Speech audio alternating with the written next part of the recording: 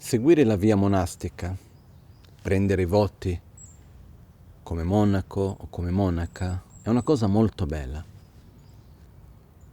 Però per farlo bene richiedono alcune condizioni.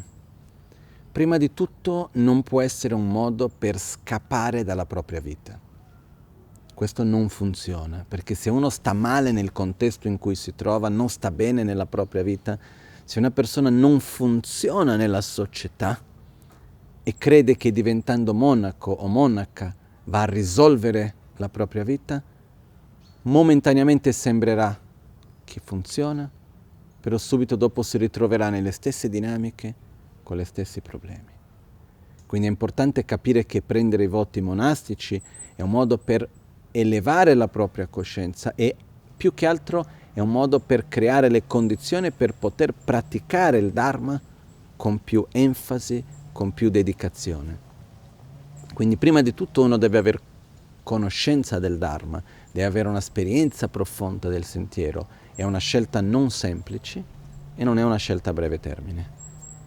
E per questo assolutamente non va fatto come un modo per scappare dalla propria realtà e molto meno va fatto con l'attitudine per voler diventare qualcosa, ma è uno strumento per un percorso interiore, personale.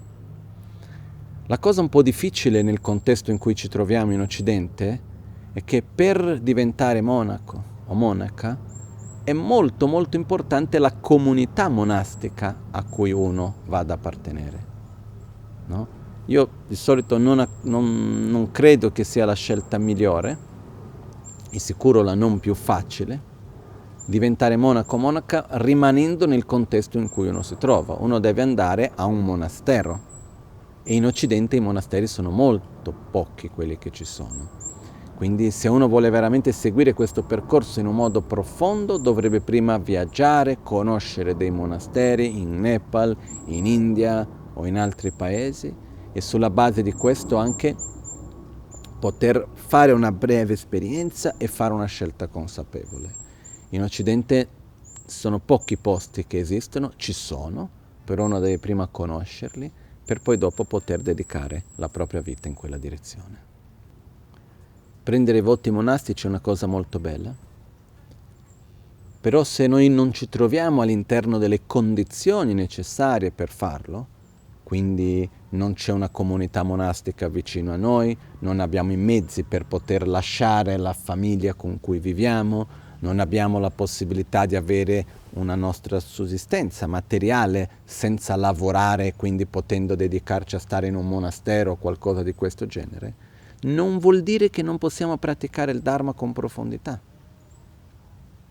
Noi dobbiamo prima di tutto praticare in ogni circostanza, in ogni momento.